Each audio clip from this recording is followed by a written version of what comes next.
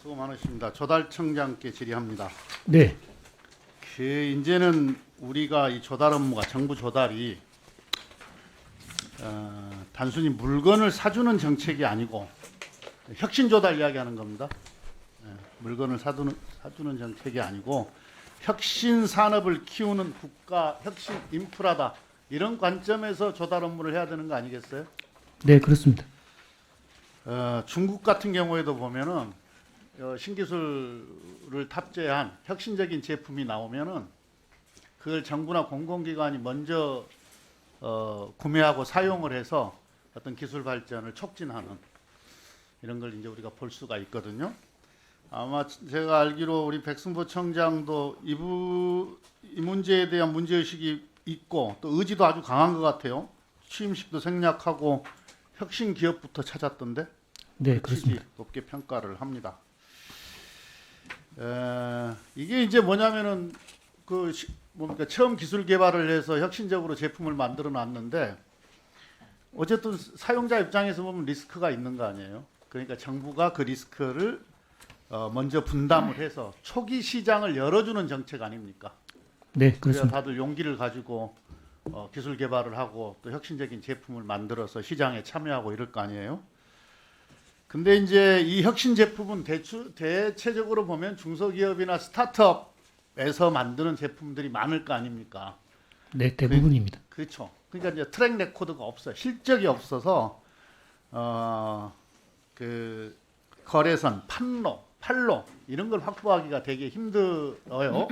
그래서 이제 우리가 중소기업 애로사항 뭐냐 이런 거 조사를 해보면은 늘 뭐 자금이 맨 먼저고 그 다음이 이제 새로운 거래소, 판로 이런 개척이 어렵다. 이제 이렇게 답을 하는 거죠. 그래서 우리 정부가 초기 구매자 역할을 해서 퍼스트 파이어 역할을 해서 신뢰 보증인이 되어줘야 되는 이유가 되는 것 같아요. 이게 혁신 조달의 본질이 아닌가 싶은데 지금 뭐 좀 늘어나긴 했어요. 혁신 제품 구매액이 2020년에 비해서 한 2.5배, 한 3배쯤 2.5배? 그러니까 4,700억에서 한 1조 정도까지 늘었는데 한 2.2배 조금 더 늘었네요. 근데 아직 전체 공공부문에서 구매에서 차지하는 비중은 1.2%대에 머물러 있는 것 같아요. 그래서 정부가 지금 30년까지 냈죠? 3조 원 규모로 혁신 조달 확대하겠다 이런 목표를 갖고 있죠. 네 그렇게 목표를 세웠습니다. 예, 근데 이 목표를 실현하기 위해서 더 노력해야 되는 거 아닌가 이런 생각이 듭니다. 좀 로드맵도 좀 만들어 보시고요. 그리고 또 하나는 이제 이게 단발성 시범 구매로 그쳐서는 안 될 것 같아요. 시범 구매가 후속 구매로 이어지도록 이런 선순환 구조를 정착을 시켜야 되는데 이게 검증이 됐을 경우죠. 네네 그렇습니다. 약간 75%가 후속 구매로 이어지고는 있는 것 같아요. 네 그렇습니다. 예, 그런데 이게 기간이 한 2년 걸려요.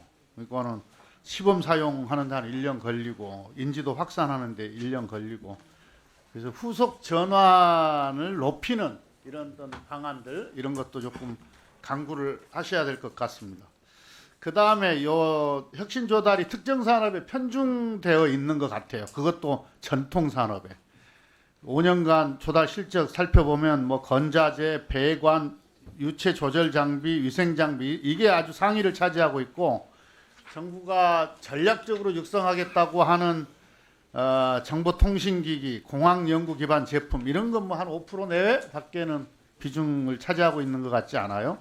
그래서 이 신산업을 촉진하자 이 목적이 있는 건데 이 혁신 조달의 목적이 그건데 오히려 전통산업 중심으로 고착화되고 있는 거 아닌가 하는 그런 또 느낌도 있습니다. 근데 이거 보면은 심사 체계가 기술 혁신성보다도 뭐 조달 실적 중심으로 운영되고 또 부처별 지정 제도가 분절적으로 작동하는 구조적인 한계에서 비롯된 게 아닌가 하는 생각을 하는데요. AI나 로봇, 에너지 같은 신산업 분야의 비중 목표를 별도로 설정을 해서 직접 신산업 실증형 시범 구매 사업을 주도하는 방안 이것도 강구를 좀 해보셔야 될 것 같습니다. 그리고 또 하나는 혁신 제품 지정 제도를 민관 협력형으로 강화를 할 필요가 있을 것 같아요. 청장께서도 밝히셨는데 공공성, 혁신성 통합심사, 전문기관 스카우트 제도를 이걸 제대로 운영을 해야 되고 더 나아가서 조달청이 중심이 되어서 지자체, 또 R&D 기관, 투자 기관까지 연계된 혁신 조달 밸류 체인을 구축을 해야 되는 거 아닌가 이런 생각을 합니다. 그래서 모두에서 이야기했던 것처럼 혁신 조달이 단순히 물건을 사주는 정책이 아니라 혁신 산업을 키우는 국가의 혁신 인프라다. 이런 인식을 가지고 이 부문에 대한 확대에 적극적으로 좀 나서 줘야 될 것 같습니다. 어떻습니까? 네, 의원님 말씀에 뭐 100% 공감하고요. 저희가 그 향후에 로드맵이나 이런 부분들을 충실하게 만들어서 이 혁신 조달이 우리나라 이 경제 성장의 토대가 될 수 있도록 그렇게 운영을 하겠습니다. 이제 혁신을 지원하는 정부, 그 조달청이 그 책임을 다 해주기를 당부를 드립니다. 시간 참 애매하네요. 되는 데까지 하고 그 우리가 조달청 계속 조달청 질의할게요. 예. 이제 우리 조달청도 사회적 책임을 더 다 해야 되는데 왜 그 이제 우리 수요기관이 있고 이 수요기관에 요청이 들어오면 우리 조달청에서 뭡니까 그 수행기관을 선정을 해서 계약을 하지 않습니까? 네. 예. 그런데 그 계약 수행 과정에서 수요기관과 원도급 간의 계약 내용이 변경되는 경우가 있을 거 아니에요. 특히 뭐 건설, 건축 이런 데는 그런 경우가 많이 있을 거 아닙니까? 설계 변경 뭐 이런 거. 네, 그렇습니다. 그런 과정에서 공사 기간도 연장이 되고 뭐 이럴 텐데.